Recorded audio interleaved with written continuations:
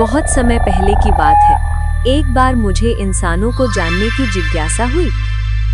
पिताजी, पिताजी कहाँ हैं आप?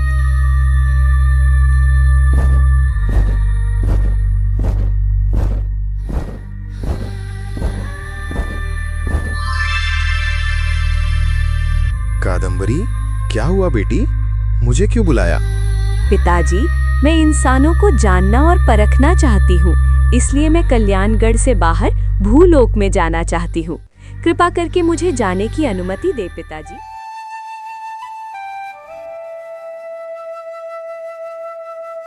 बहुत समय पहले की बात है। गुजरात राज्य में बसा था एक छोटा सा गांव, राजापुर। आसपास हरे भरे खेत, शांत और सुंदर नजारे, भोले भाले लोग और इसी गांव में एक छोटा सा घर था जिसमें रहती थी शारदा। शारदा एक मध्यम उम्र की महिला थी। उसके पति का देहांत हो चुका था। शारदा अपने छोटे से घर में अकेली ही रहती थी। गांव के बाहर शारदा के पति का एक छोटा सा खेत था। बस उसी खेत से शारदा का गुजारा जैसे तैसे चल जाता। रोज शारदा खेत जाती, खेत में काम करती और शाम होने पर घर लौट आती।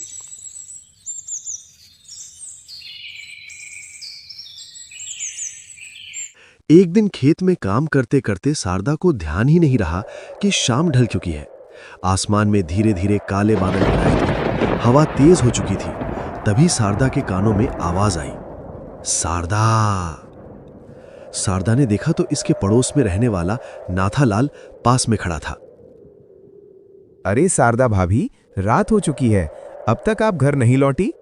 अरे नाथा भैया, आप, मैं तो डर ही गई थी। शारदा भाभी, आपको क्या लगा कि कोई भूत बोला? मैं खेत की सफाई कर रही थी कि बारिश होने पर धान बोया जा सके, पर आप इस वक्त यहाँ कैसे?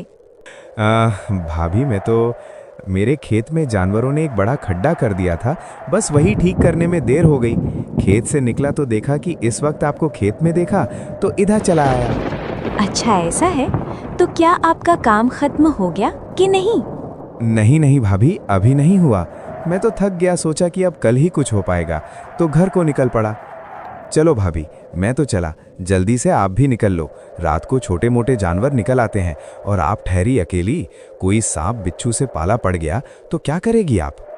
हाँ भैया, आप निकलो, मैं भी थोड़ी देर में निकलती हूँ। नाथालाल चला गया।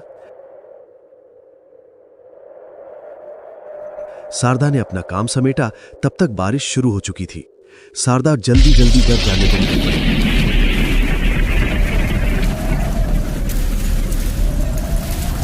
आधे रास्ते पहुंची तो एक आवाज सुनाई दी।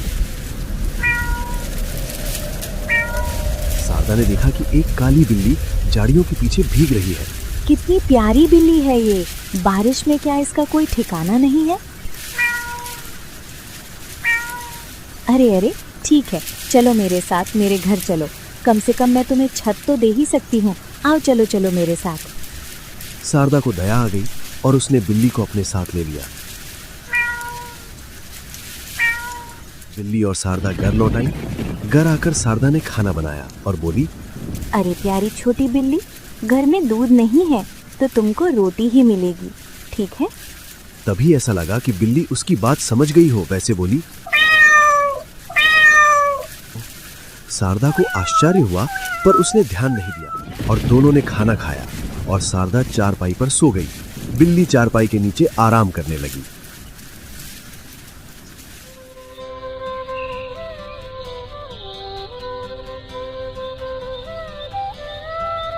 अगले दिन सुबह रोज की तरह शारदा खेत पहुंची और अपना काम करने लगी। काली बिल्ली भी शारदा के साथ खेत आई थी। बिल्ली इधर उधर खेलने लगी। तभी अचानक कहीं से एक जहरीला सांप शारदा की ओर बढ़ा। बिल्ली की नजर सांप पर पड़ते ही बिल्ली सांप पर लपकी और सांप को दूर फेंक दिया। शारदा ने यह देखा तो बोली, प्यारी बिल्ली, तू ना होती तो आज मेरा क्या होता? अगर ये सांप मुझे काट लेता तो क्या होता? आसपास कोई भी नहीं है, कौन मेरी मदद करता? तू तो मेरी जीवन रक्षक है, इसलिए आज से तुम्हारा नाम है रक्षा, ठीक है ना? नहीं नहीं, मेरा नाम कादम्बरी है। शारदा डर गई और बोली, भला कोई बिल्ली बोल कैसे सकती है? हे भगवान, क्या मेरे कान बज रहे हैं या सच में तुमने कुछ कहा? ये मैं ही हूँ, मैंने ही बोला। जब पूर्णिमा की रात आएगी तब मैं सब कुछ बताऊंगी। अभी के लिए तुम घबराना बंद करो। ठीक है, मैं समझ गई। और हाँ, तुम्हारा नाम कादम्बरी है तो मैं भी तुम्हें कादम्बरी ही कहूंगी। इतना कहकर शारदा ने अपना काम किया और कादम्बरी पास में आराम से बैठ गईं। काम करते करते शाम ढली तो दोनों घर की ओर निकल पड़े।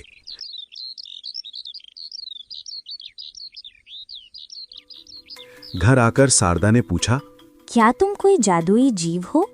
शारदा, मैं अभी कुछ भी नहीं बता सकती, पर हाँ, मैं तुम्हारे दयामयी स्वभाव के कारण ये बता दूं कि मैं हमेशा से कोई बिल्ली नहीं थी, पर मैं एक जादुई जीव जरूर हूँ। तो तुम क्या हो या कौन हो?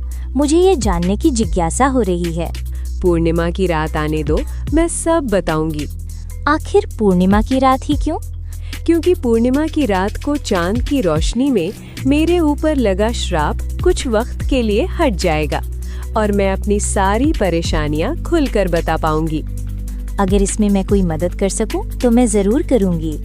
ठीक है, मुझे मदद की जरूरत तो है। इतनी बात करके दोनों आराम करने लगे।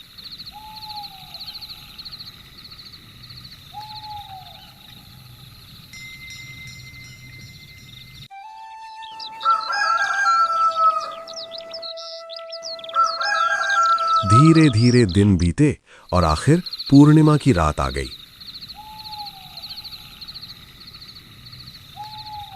पूर्णिमा की रात आ चुकी थी।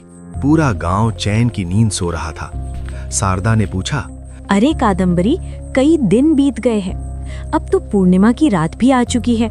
तुमने मुझसे वादा किया था कि पूर्णिमा की रात को तुम मुझे सब बताओगी। चलो बताओ ना, मुझे बहुत जिज्ञासा हो रही है। हाँ, मुझे पता है। बस थोड़ी देर चांद की रोशनी में तुम्हें सब कुछ खुलकर बता दूंगी। खिड़की से धीरे धीरे चांद की रोशनी बिल्ली पर पड़ी और बिल्ली की पूरी काया परिवर्तन हो गई। शारदा के सामने आया एक सुंदर खूबसूरत चेहरा।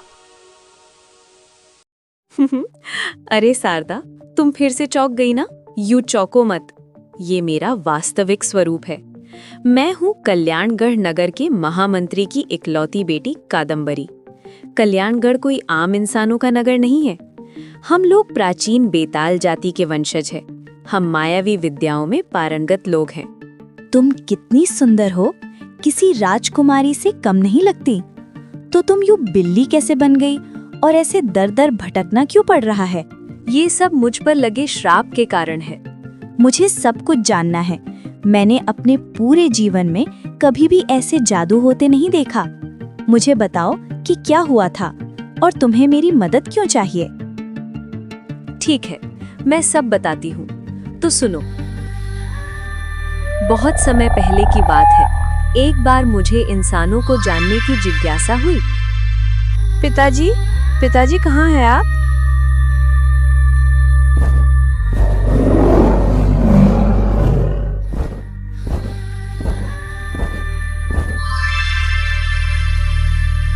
कादम्बरी, क्या हुआ बेटी?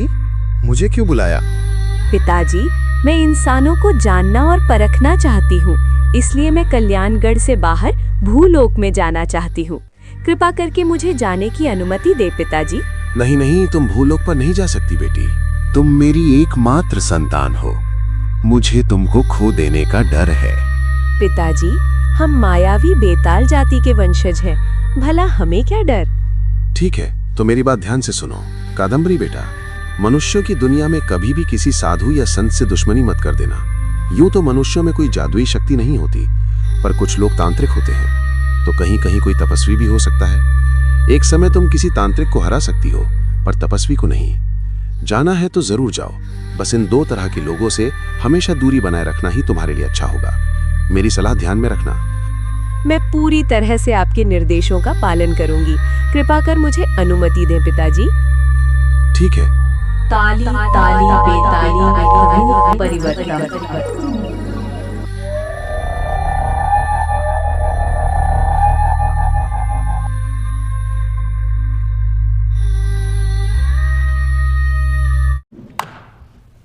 देवी हाजिर हाजिर हाजिर हाजिर हाजिर हाजिर।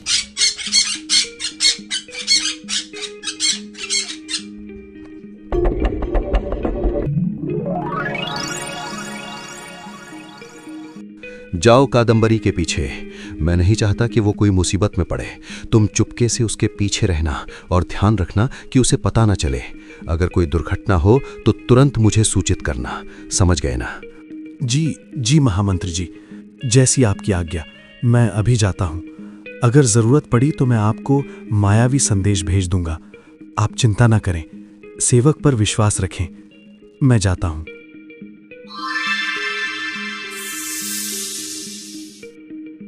आगे कहानी में क्या हुआ, कादंबरी कैसे बिल्ली बन गई, क्या श्राप मिला था कादंबरी को, सब कुछ आएगा कहानी के अगले पार्ट में। जरूर देखें कादंबरी की रहस्यमयी कहानी। जल्द ही मिलते हैं।